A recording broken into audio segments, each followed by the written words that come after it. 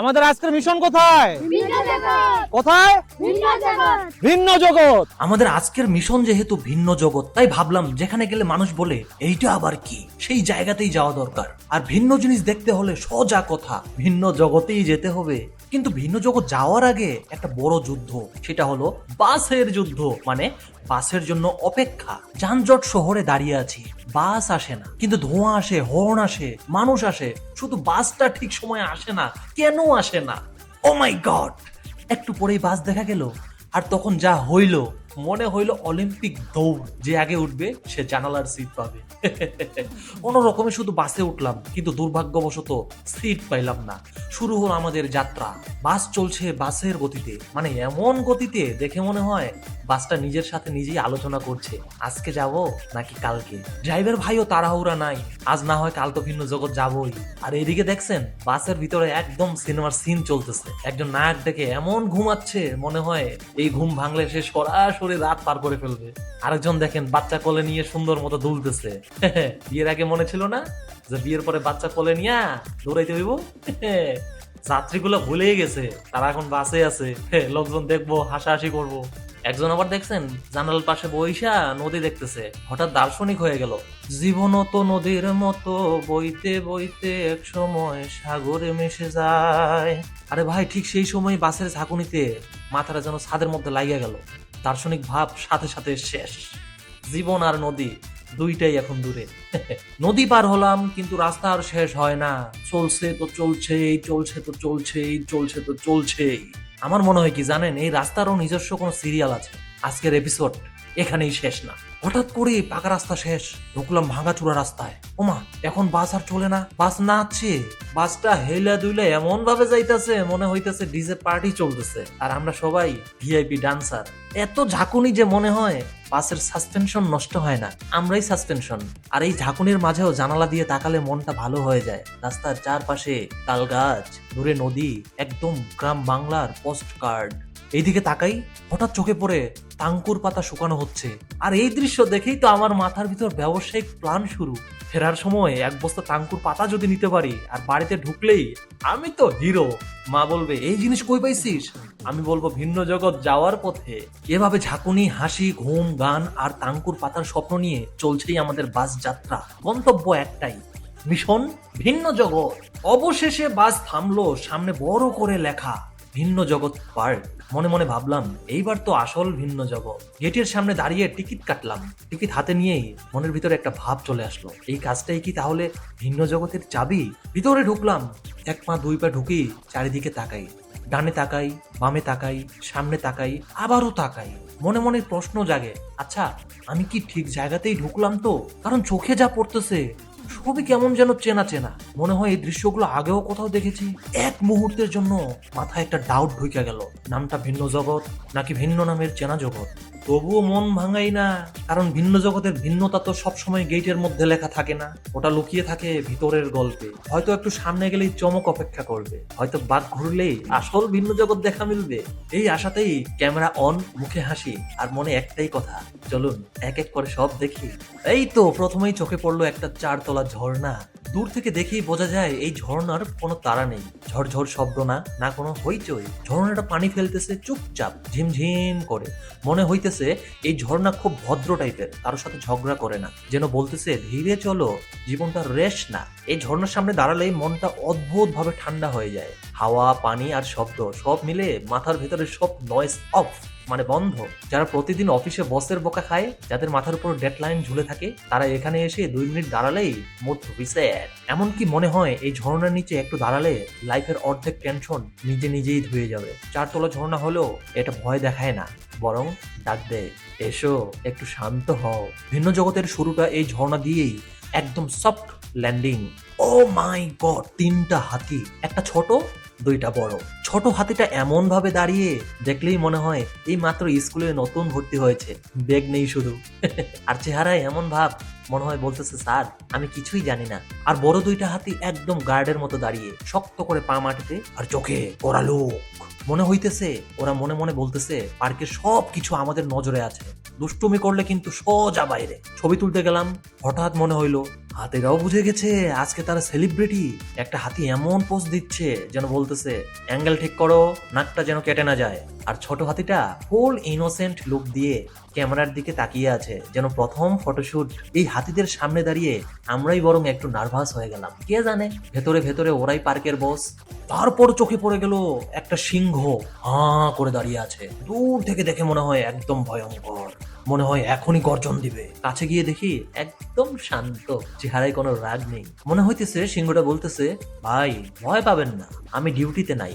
আর একটু তাকিয়ে বুঝলাম আজকে তার মুড ছুটি, শুধু দাঁড়িয়ে আছে দেখছে মানুষজন আর মনে মনে বলতেছে ছবি তুলেন, কিন্তু তাড়াতাড়ি তুলেন। এই সিংহের সামনে দাঁড়িয়ে আমরাই বেশি ভয় পাই, আর সিংহটা একদম কুল। এরপর নজরে আসলো ভূতের জগৎ। এখানে ঢুকতে আলাদা টিকিট লাগে, মানে ভয় পেতেও টিকিট কাটা লাগে। আরে বাহ, কেউ সামনে ভূত দেখলেই বলে এটা নকল, কিন্তু পেছনে আওয়াজ হলে একদম দৌড়। ভয়টা আসলেই ভূতের না, ভয়টা আমাদের মাথার ভিতর। ওমা, এখন দেখি একটা গাছ, কিন্তু এই গাছটা একদম সাধারণ গাছ না। এই গাছের আছে চোখ, কান আর মুখ। চোখ নড়ে, কান নড়ে, মুখ নড়ে, মনে হইতেছে গাছটা আমাদের সব কথা শুনতেছে। আমি একটু সামনে গিয়ে দাঁড়াইলাম, আর গাছটা এমন ভাবে তাকায় মনে হয় বলবে এই যে ভাই আমার পাতায় হাত দিবেন না, এটা শোপিস। আবার মাঝে মাঝে মুখ নড়াচড়া করে যেন কিছু বলতে চায় কিন্তু বলে না। আর এইদিকে আমাদের টেনশন বাড়ে, এইটা কি এখন কথা বলবে নাকি হঠাৎ চমক দিবে। আর এইদিকে বাচ্চারা তো মহা খুশি, আর বড়রা একটু দূরে দাঁড়িয়ে ভাবতেছে এই গাছ যদি সত্যি কথা বলে তাহলে তো আমাদের অনেক গোপন কথা ফাঁস করে দিবে রে ভাই। এই গাছ দেখেই আমি বুঝলাম ভিন্ন জগতের গাছও কিন্তু একদম ভিন্ন রকম। এখন দেখি একটা রিক্সা, অস্থির রিক্সা রে ভাই। আমার মনে হয় এখানে শুধু কাপড়রাই ওঠে। পুরো রিক্সাটা পুতুল দিয়ে বানানো, দেখে মনে হয় পুতুলদের নিয়ে পারিবারিক সফর চলছে। রিক্সার এক পাশে পুতুল, আরেক পাশে পুতুল, সবাই চুপচাপ বসে আছে। মনে হইতেছে তারা খুব ভদ্র যাত্রী। আমি নিশ্চিত এই রিক্সা বানানোই হয়েছে শুধু কাপলদের জন্য। তারা রিক্সায় উঠবে আর পুতুলটা নীরবে সব দেখবে, একদম সিরিয়াস ফেস। আমার এখন মনে হইতেছে এই পুতুলটা ভাববে আমরা তো পুতুল, কিন্তু যারা এই রিক্সায় উঠবে তারা একদম রিয়েল, আর আমরাও সেটা দেখবো। রিক্সার ভেতরে বসে কাপলরাও মনে মনে ভাববে আমাদের আজকের প্রেম পুতুলরাও জানলো, কালকে হয়তো পুরো পার্ক জানবে। এই রিক্সা দেখে বুঝলাম ভিন্ন জগতে রিক্সাও প্রেম বোঝে। এবার চোখে পড়ে গেল পাথর বেয়ে ঝর্ণার পানি টুপটাপ করে পড়তেছে, তবে ঝড় না, একদম সিনেমাটিক এন্ট্রি। আর ঠিক নিচেই একদল রঙিন মাছ ঘুরে বেড়াচ্ছে। এই মাছগুলোর চলাফেরা দেখে মনে হচ্ছে এখানে তাদের কোনো ফ্যাশন শো চলছে। একটা মাছ লাল রঙের, মনে হয় বলতেছে আজকে আমি লিড মডেল। আরেকটা নীল, একদম কুল টাইপ, ক্যামেরা দেখলেই কি দারুণ পজ নিচ্ছে রে বাবা। কেউ আবার হলুদ, কেউ সাদা। মাছেরও যে এত কালেকশন থাকে তাই এখানে না আসলে বিশ্বাসই করতে পারতাম না। ঝর্ণার পানি পড়তেছে, মাছগুলো তার নিচ দিয়ে এমন স্টাইলে সাঁতরাচ্ছে মনে হয় ব্যাকগ্রাউন্ড মিউজিক দিলে মিউজিক ভিডিও বানানো যাবে। কিছু মাছ আবার দলে দলে ঘুরে, মনে হয় বলতেছে একলা ঘুরবো না ভাই, গ্রুপে চললেই সেফ। তবে এই জায়গায় দাঁড়ালেই মনটা ভালো হয়ে যায়। পানি, মাছ, রং সব মিলিয়ে একটা শান্ত সুন্দর ভিন্ন জগতের ফিল। তবে এখানে এসে বুঝলাম ভিন্ন জগতে কিন্তু মাছও স্টাইলিশ। ওরে আল্লাহ, এত দেখি একটা প্লেন, দূর থেকে মনে হয় এখনই বুঝে উড়াল দিবে, কিন্তু কাছে যেতেই বুঝলাম এই প্লেন আকাশে উড়ে না, এই প্লেন রাস্তায় হাঁটে। মানে প্লেনটা এমন ভঙ্গিতে চলতেছে মনে হইতেছে বলতেছে আজকে ট্রাফিক বেশি, আকাশে গেলে ঝামেলা। এই প্লেনেও নাকি টিকিট কেটে উঠতে হয়। বাইরে থেকে দেখে মনে হইলো এটা তো প্লেন না, এটা হচ্ছে প্লেনের পোশাক পরা একটা ভদ্র বাস। মনে হইতেছে এই প্লেনের পাইলটও হয়তো আগে রিক্সা চালিতো, এখন প্রমোশন পেয়ে প্লেন চালাচ্ছে। কেউ জানালা দিয়ে তাকায়, কিন্তু নিচে মেঘ না, শুধু মানুষ আর গাছ। মনে মনে ভাবি এই প্লেনে বেল্ট বাঁধার দরকার নাই, ধৈর্য বাদলেই চলবে। তবে মজার ব্যাপার হইলো এই প্লেন দেখেই বুঝলাম ভিন্ন জগতে প্লেনও ভিন্ন পথে চলে। এরপর সামনে হাজির হয়ে গেল 200 ফিট উঁচু ঝর্ণা। দূর থেকে দেখে মনে হয় এই তো আরেকটু উপরে, কিন্তু কাছে যেতেই দেখা গেল উপরে উঠতে লম্বা লম্বা সিঁড়ি। 1 ধাপ 2 ধাপ 3 ধাপেই শ্বাস বলে ভাই আমি আর পারতেছি না। উঠতে উঠতে মনে হয় ফুসফুস বুঝে আলাদা রুটে চলে গেছে। মাথা ঘুরে, চোখে অন্ধকার, তবু পাশে মানুষ দাঁড়িয়ে হাসি মুখে বলে ভাই ছবি উঠাবেন। সবাই ছবি তোলে, হাসে, পোজ দেয়, কিন্তু ভেতরে ভেতরে ভাবে এই হাসির দাম আমি পরে নামার সময় বুঝাবো। আর নামার সময় প্রতিটা ধাপে মনে হয় জীবনে এত ভুল করেছি, কিন্তু এই সিঁড়িতে ওঠা সবচেয়ে বড় ভুল ছিল। নামতে নামতে একটাই সিদ্ধান্ত, আর উঠবো না রে বাবা।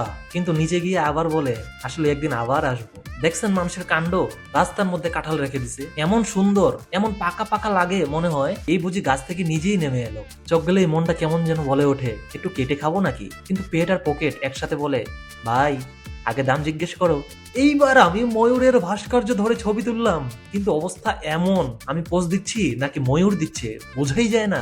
ময়ূরের ভাবখানা এমন, ঘাড়টা বাঁকা, লেজটা পারফেক্ট অ্যাঙ্গেলে, চোখে সেই আত্মবিশ্বাস, মনে হয় ময়ূরটা মনে মনে আমাকে বলতেছে, দেখিস ভাই তোর ক্যামেরায় আজকে আমি ভাইরাল।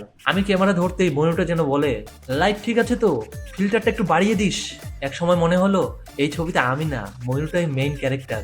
এরপর সামনে দেখি বিশাল সাপ, একটা না দুইটা না, পুরো 3টা সাপ। দূর থেকে দেখে বুকের ভেতর হার্টবিট হাই লেভেলের ভোল্টেজ বেড়ে গেল। কাছে এসে বুঝলাম, আহা, এটা তো ভাস্কর্য। তারপর আমার কি সাহস, সাপের উপর বসেই ভিডিও চালু, মুখে হিরো মার্কা হাসি, কিন্তু ভিতরে ভিতরে ভাবি, এখন যদি একটা সাপও নড়ে ওঠে রে বাবা। মনে মনে হিসাব কষি, সাপ যদি আসল হতো, এই ভিডিও না, এই মানুষটাই এখানে অফ। ক্যামেরায় কুল, কিন্তু বাস্তবে ফুল টেনশন, একদম লাইভ থ্রিলার সিন। এইবার চোখে পড়ে গেল পুকুরের উপর চিকন কাঠের ব্রিজ। দেখে মনে হয় এটা পার হওয়া না, ব্যালেন্স ট্রেনিং। উঠে ভিডিও করছি, তবে আমার হাত কাঁপে, পা কাঁপে, মনে হইতেছে এটা ব্রিজ না, একখান পরীক্ষা। এক পা এদিক ওদিক হলেই সরাসরি পুকুর দর্শন, নো টিকিট। মাছেরা নিচ থেকে যেন বলতেছে, আয় ভাই আমরা রেডি, তুই নামলেই আমরা ধরে ধরে খাবো।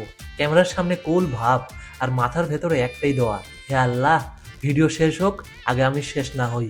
চারপাশে তাকালেই শুধু গাছ, সবুজে সবুজে ঢাকা। হালকা বাতাসে পাতাগুলো নড়ে যায়, মনে হয় গাছগুলো নিজেরাই কথা বলছে। কোথাও ফুলের গন্ধ, কোথাও ভেজা মাটির সৌরভ। তবে এই গন্ধটা শহরে আর পাওয়া যায় না। পাশেই শান্ত একটা পুকুর, পানিতে আকাশের ছায়া পড়ে, মনে হয় পুকুরটাও ধীরে ধীরে নিঃশ্বাস নিচ্ছে।